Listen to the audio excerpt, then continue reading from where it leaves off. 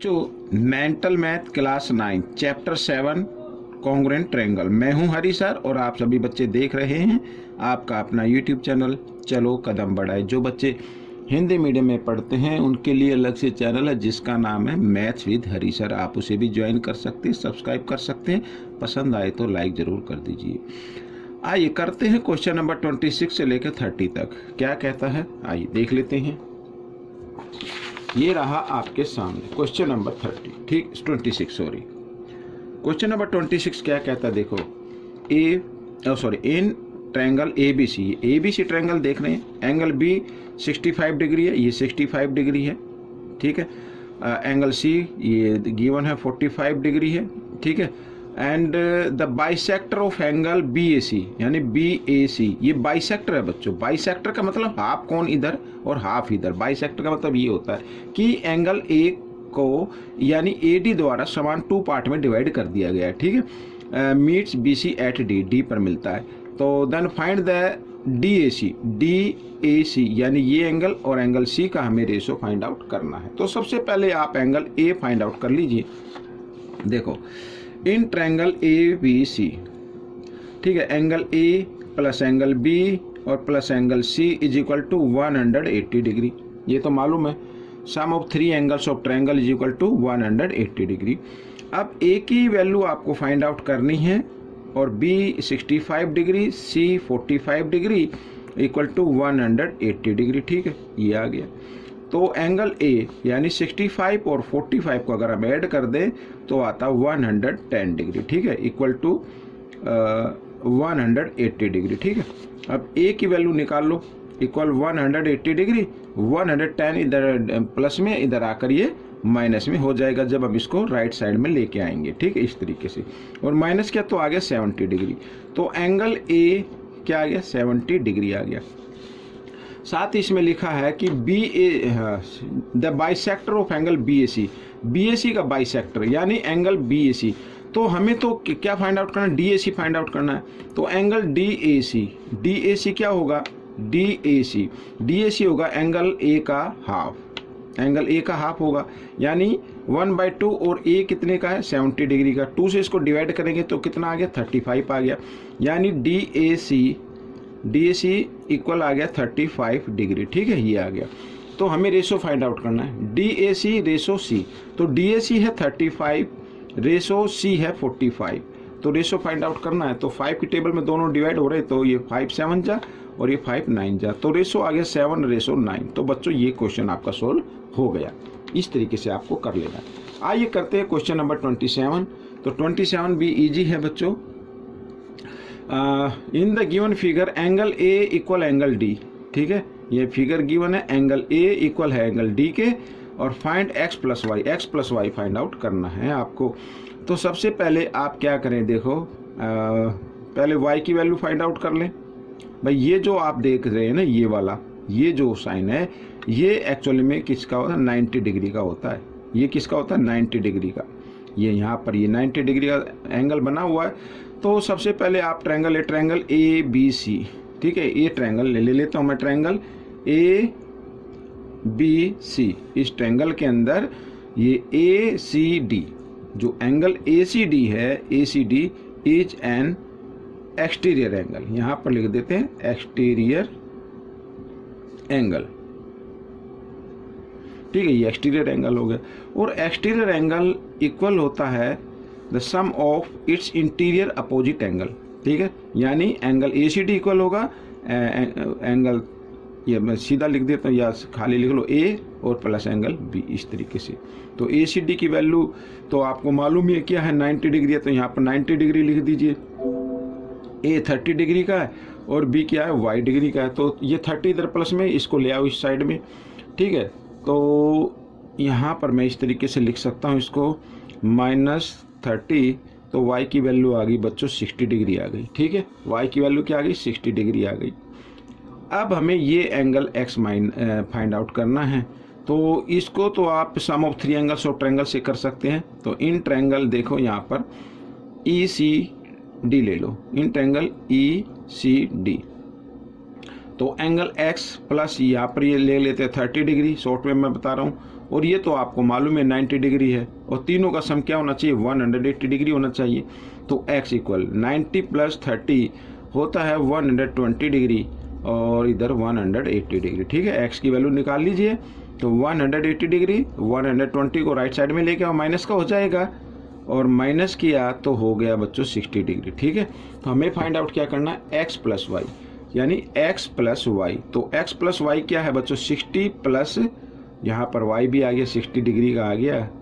ठीक है, तो 60 और 60 कितना होता है 120 डिग्री होता है। तो बच्चों ये आपका आंसर आ गया है। ठीक है, तो अब आपको मैं एक चीज़ और बताना चाहता हूँ। देखो भाई, यहाँ पर ये 2 ट्रायंगल है ABC, ठीक है, और इधर ट्रायंगल है EDC। अब एंगल A इक्वल है एंगल D के, तो ये एंगल इक्वल होगा इस एंगल, ये भी 90 ये भी 90 है, तो जाहिर सी बात है ये एंगल इक्वल आएगा इस एंगल के। ठीक है, तो आप एक एंगल की मेजर फाइंड आउट करके तो भी आप इसको कर सकते, थोड़ा और शॉर्ट हो जाएगा।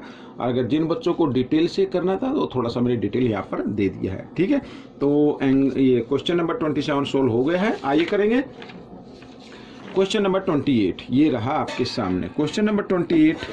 ठीक है, गिवन फिगर दी हुई है यहाँ पर, find the value x + y + z। हमें वैल्यू फाइंड आउट करनी है x + y + z, और ये मैं बता देता हूँ। देखो यहाँ पर x y z ये सभी एक्सटीरियर एंगल हैं, सभी क्या हैं एक्सटीरियर एंगल हैं।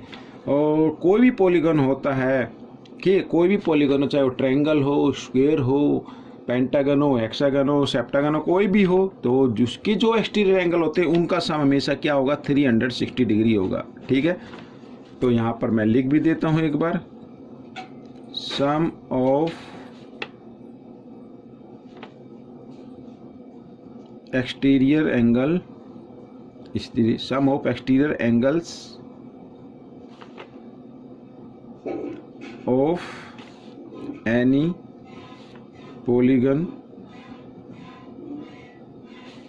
ठीक है, द सम, यहाँ पर द और लगा देते, the sum of exterior angles of any polygon is equal 360 degree. तो ये याद रखना बच्चों, ये आपका क्वेश्चन हो गया।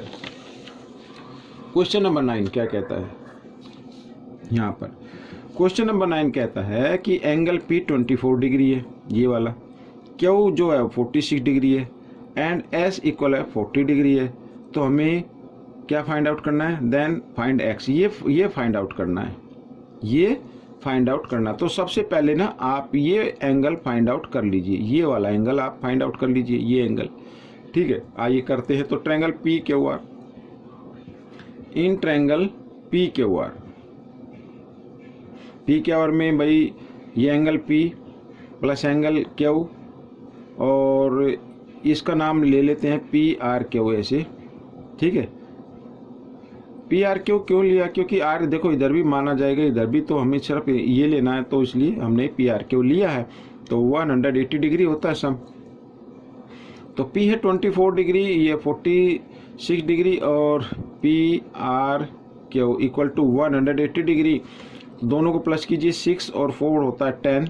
ठीक है, 4 और 2 6 और 1 7 हो गया बच्चों, तो 70 डिग्री आ गया, इक्वल PRQ इक्वल 180 डिग्री। 70 इधर प्लस में, इधर आकर ये माइनस में हो जाएगा, तो PRQ equal 180 degree minus 70 degree.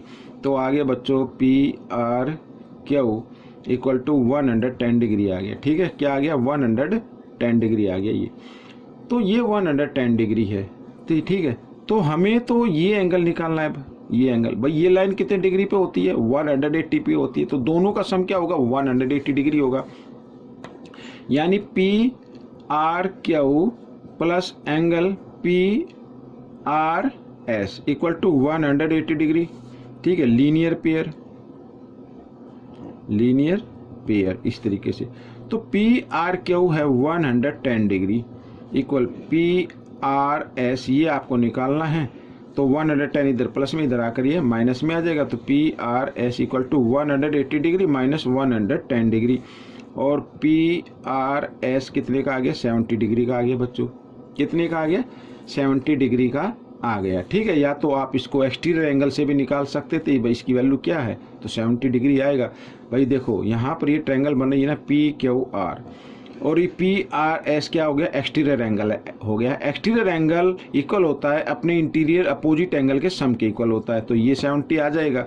ठीक है, अब हमें x की वैल्यू निकालनी है। अब देखो यहाँ पर अब ये अगर मैं ट्रायंगल लेता हूँ, ये वाली ट्रायंगल मैं ले रहा हूँ, ये वाली देख रहे हैं ना, ये वाली ट्रायंगल, तो इसमें ये एंगल x जो है वो क्या है, एक्सटीरियर एंगल है। क्या है, एक्सटीरियर एंगल है। और एक्सटीरियर एंगल इक्वल होता है अपने इंटीरियर अपोजिट एंगल के सम के इक्वल होता है, यानी ये 40 और ये कितने का आ गया, 70 डिग्री का आ गया। ठीक है, तो x की वैल्यू आ जाएगी 110 डिग्री बच्चों। तो ये आपका आंसर निकल गया। ठीक है, तो इस तरीके से क्वेश्चन सोल्व हो गया है। शॉर्ट में मैंने बताया है, फिर भी कोई दिक्कत तो आप मुझे व्हाट्सअप कर सकते हैं। तो ये रहा क्वेश्चन नंबर 30, इस पार्ट का लास्ट क्वेश्चन है। क्या कहता है, देखो फिगर में AC bisects angle A and angle C। ये AC जो है ना एंगल A को भी बाइसेक्ट करता है और C को भी करता है, और A भी क्या है 3 सेंटीमीटर है ये वाली। तो AD फाइंड आउट करनी है। AD की लेंथ फाइंड आउट करने के लिए हमें क्या करना पड़ेगा, दोनों ट्रायंगल को कॉन्ग्रुएंट प्रूव करना है। ठीक है, आइए कर लेते हैं। तो यहाँ पर in triangle ABC and triangle ABC हो गया, ADC हो गया, ADC लिख दीजिए।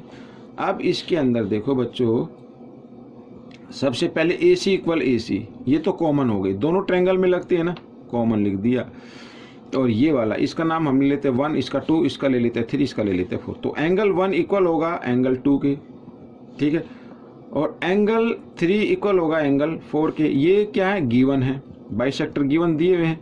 ठीक है ना, तो ये गिवन हो गया, बाइसेक्ट गिवन है इसमें। तो 3 क्राइटेरिया आ गए हैं बच्चों यहाँ पर। तो triangle ABC congruent triangle ADC, इस तरीके से क्राइटेरिया, एंगल, साइड एंगल। ठीक है, ये हो गया। तो बच्चों AB इक्वल होगा AD के, CP ठीक है। अब AB की लेंथ आ गई है 3 सेंटीमीटर गिवन है ये तो AD की लेंथ भी कितनी हो जाएगी, 3, यहाँ पर मैं लिख देता हूँ 3 सेंटीमीटर। ठीक है, तो ये आपका आंसर हो गया। तो बच्चों ये पार्ट कंप्लीट हो गया है। नेक्स्ट पार्ट में हम और क्वेश्चन को डिस्कस करेंगे, लेकिन मैं आपसे एक बात कहना चाहता हूँ कि आप प्रैक्टिस करके, मतलब वीडियो देखकर प्रैक्टिस करना ना छोड़ें। जितनी ज़्यादा प्रैक्टिस करेंगे उतनी ज़्यादा अच्छी रैंक आएगी। क्विज में आप पार्टिसिपेट कर सकते हैं, आपके रैंक और मार्क्स अच्छे आने की संभावना काफ़ी बढ़ जाती है, पॉसिबिलिटी काफ़ी होती है, क्योंकि practice makes a man perfect. मिलेंगे नेक्स्ट पार्ट में, टिल देन थैंक यू।